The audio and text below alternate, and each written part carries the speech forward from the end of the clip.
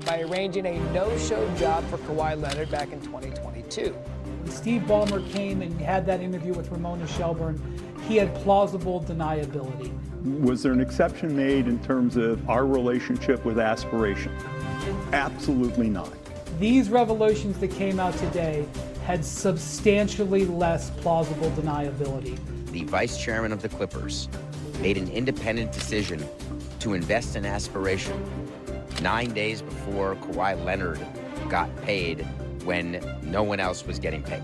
How broad do your powers extend, as far as penalties you can assess to the Clippers, to Kawhi Leonard? I have very broad powers in these situations. So those allegations, they have unspooled over the last month. And on Monday, the Clippers, they held media day. And we heard from Kawhi Leonard for the first time since the NBA's investigation into that alleged cap circumvention began. Here's what he had to say. I mean, it's easy for me. I mean, I don't read headlines or do conspiracies, theories, or anything like that. I mean, the NBA is going to do their job. None of us did no wrongdoing. I think the allegation was that you didn't perform any services for them. Is that accurate, or did you do things for them? I don't think it's accurate, but it's old. This is all new to you guys. I understand that full contract and the services that I had to do. Like I said, I don't deal with the conspiracies or the clickbait analysts or journalism that's going on. Dennis knows the rules, Kawhi knows the rules, Mitch Franco knows the rules, and we know the rules. Yes or no? Yes, we all know the rules. That wasn't the question. Ramona Shelburne was the one asking those questions, and she joins us now. We got to hear from Kawhi Leonard for the first time. What was your biggest takeaway here? Well, I wanted to hear from Kawhi Leonard because for 4 weeks we've been talking about the story, and I wanted to ask him flat out, did you do any work for this company? Yeah. I mean, the reporting had been that it was a no-show job. Okay, did you do anything? Did you provide any services? And he said, I don't think that's accurate. Now, that would have been the time to provide some examples of work that he may have done or had been contracted to do that didn't happen. And instead, he continued to talk about this is old, this happened a few years ago, you guys are just now finding out. I also wanted to know, and I think we all want to know, how much of that $28 million you were contracted for were you actually paid? Yeah. And he said, I'll have to check my books, but in the bankruptcy filing, he was listed as being owed $7 million. He said, I'm owed a lot more than that. So in other words, even though he was contracted for $28 million, I don't think he actually was paid very much of that at all, at least based on what he said. Now, we didn't get much more detail. And I think that was the point where detail would have been helpful. And I think you and I have had this conversation, whether or not that lack of detail, maybe a more generous take on it could be that's Kawhi Leonard's personality. Right. We don't necessarily hear that from him on any front, but knowing the importance and the gravity of this situation and the time you had to be able to prepare and talk about it, it would have been really important to have that detail. Now, we know that there's a difference, Ramona, between the amount that we talk about this situation and the amount that it actually impacts a Clippers locker room that's hoping to make a splash in the West. What is that gap? It's giant. I mean, the guy who was asked about the aspiration story was Kawhi Leonard and Lawrence Frank. And every other player on Clippers Media Day was asked about the Clippers. Chris Paul was asked about coming back to the Clippers after all these years. And Bradley Beal was asked about leaving Phoenix. And James Harden was asked about is he going to load manage, or is he going to, so he can stay fresh at the end of a playoff series. He actually had some interesting comments about Chris Paul and how he's sort of the loudest voice in the room already. He's taking the young kids out to practice. John Collins was delightful. I mean, there was one story over here with Kawhi and Lawrence Frank, and there was the team which starts training camp today. And I don't know that we hear much more about this while the NBA investigates, unless there's some new revelation or some new news. But one thing that's in the back of everyone's mind, the All-Star game that's at Intuit Dome this year in February, would be good to have some resolution on this one way or the other before that. Adam Silver has said that this is a process that could be a long one. We don't necessarily have an end date, but you're right. It would be interesting to know if we will see this open and shut by February. Ramona Shelburne, thank you so very much for your work. 75, you know what I'm saying? I'm clicking in year 75.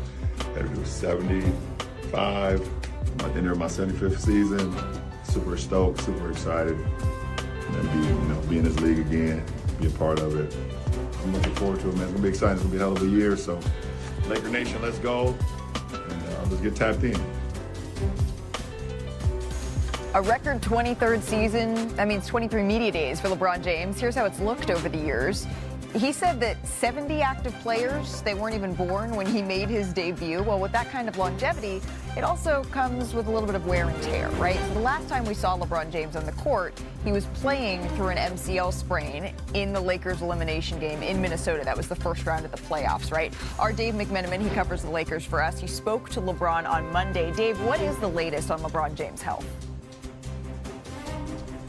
Malika, LeBron told me that he's not where he wants to be at this stage of the preseason. Now, he said, of course, that he has time to get there. But really, this is something that the Lakers are monitoring and LeBron's monitoring. And we discussed his ramp-up plan yesterday at Media Day.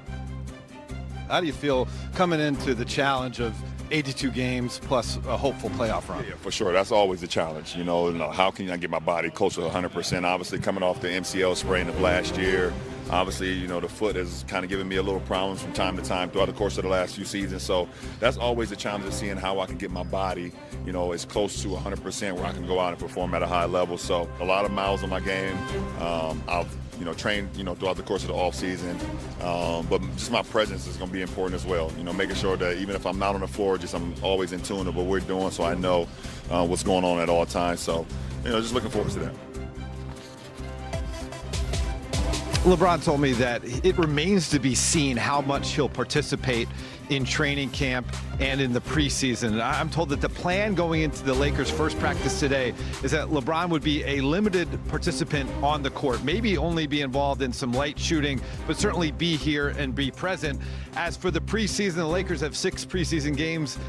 He only played in 3 last year, and I was told that maybe he overdid it last year leading into the beginning of the season when he wore out come December. And so I'm told that LeBron's camp has spoken to the Lakers, and they said, let's be overly cautious with LeBron because we want to be looking at the long view here. If this team's going to be contending for a championship, we need LeBron in his best shape from April through June. All right, and maybe that looks like not going full court press here in the preseason. Dave McMenamin, thank you very much. I want to welcome in our NBA analyst, Kendrick Perkins, into this conversation as well. Perk, I think you're there. Are you out there? There he is. Perk, when you're turning 41, you know what? I was concerned for 1 second, but when you're turning 41 in December, like LeBron is, right? Is that at all concerning to hear that he's not ready to go for the start of training camp, or is that just par for the course? Malika, guess what? What? I'm turning 41 in November. We the same damn age, damn it. And he's still playing. He is still playing. So if he needs load management and to make sure that he's going to be available throughout the course of the regular season and in a playoff run, then damn it, he's deserved the right. I'm looking forward to watching Luka Doncic. This is his team now.